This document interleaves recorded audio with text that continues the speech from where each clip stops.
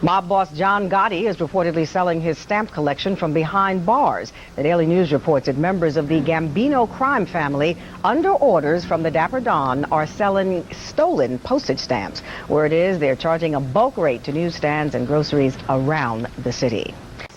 A deal may be underway tonight for the conditions of surrender for fugitive cocaine lord Pablo Escobar. Tonight, Escobar's family is trying to find safe haven after being refused entry into Frankfurt, Germany. The family was under government protection, but Colombian officials threatened to withdraw bodyguards if Escobar did not surrender. Escobar reportedly said that he wanted his family out of Colombia if he turns himself in. Escobar is the leader of the Medellin cocaine cartel and one of the world's most hunted men. He surrendered 2 years ago and then escaped. Well, thank you, Jeff. Police in Manhattan made a big catch. They arrested 3 men for trying to rob a couple of West 11th Street, One of the suspects, Robert Cintron, weighs 504 pounds. Now, police say that he drove the car while his 2 accomplices tried to rob the couple at gunpoint. The husband was shot in the foot when he refused to give up his money. And in the Cypress Hills section of Brooklyn, 3 men armed with automatic weapons made off with $25,000 in an armored car heist outside a beer distributor. Police said the robbers were waiting for the armored car outside the Ski Wholesale beer outlet, surprised a driver from behind, then disarmed the guard protecting the money.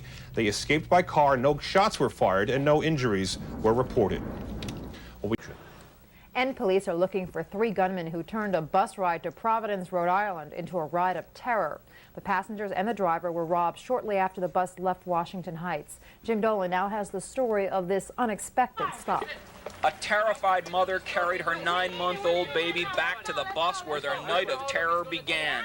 Shortly after the first time these 2 boarded the Gonzalez Company bus this night, headed for Providence, Rhode Island, they were hijacked at gunpoint and robbed. One female on the bus was pistol whipped. Through a translator, the driver told the story.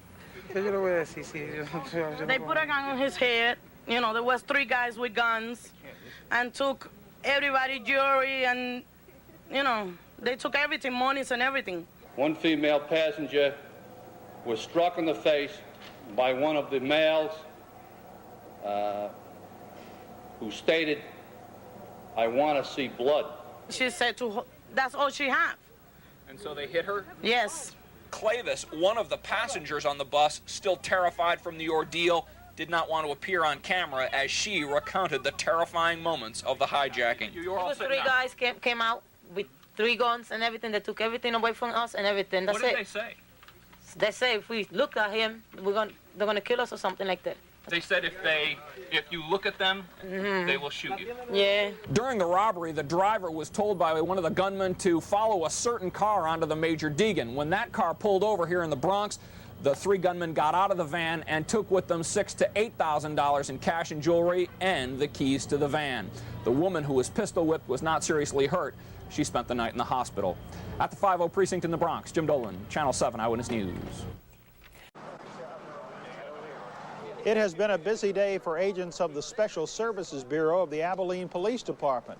A raid at a local motel this morning netted police some marijuana and also some suspects. In all, 7 suspects from California and Arizona are in custody tonight.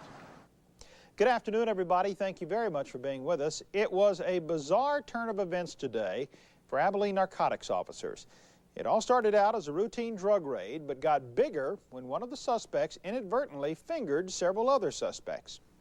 The drug bust in the 5300 block of South 7th Street at mid-morning netted agents 7 suspects and a quantity of what they believe was cocaine and marijuana.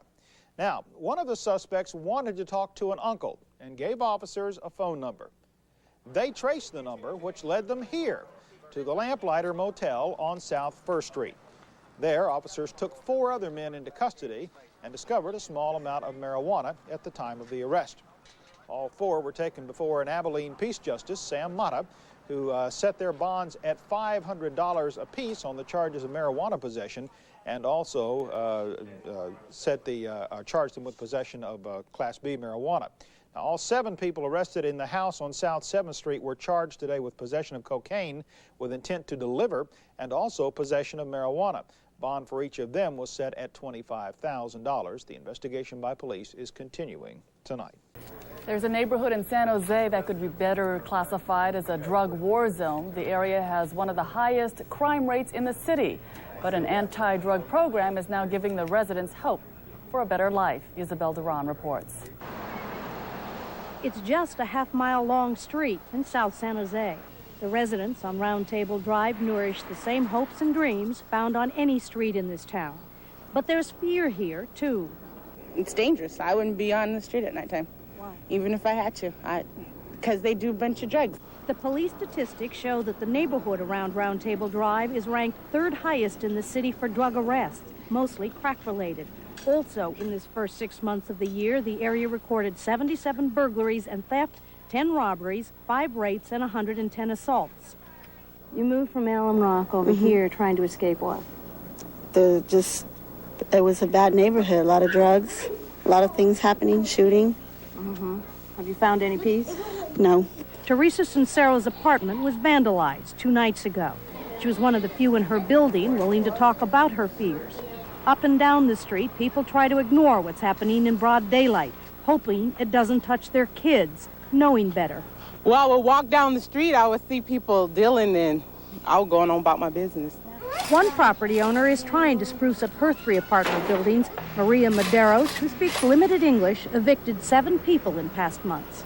Some não de drogas, some I think have drogas, mas I don't see. Help is coming for Maria Medeiros and the residents of Round Table Drive. Project Crackdown has targeted the neighborhood for cleanup. A $1.3 million anti-drug project sharply reduced dealing, mostly crack cocaine, and dealers in 4 other neighborhoods in the past year. The project involved residents, got bushes and trees planted or pruned, added more streetlights for safety, and beefed up police patrols. In San Jose, Isabel Duran, News Center 4. Hope it works.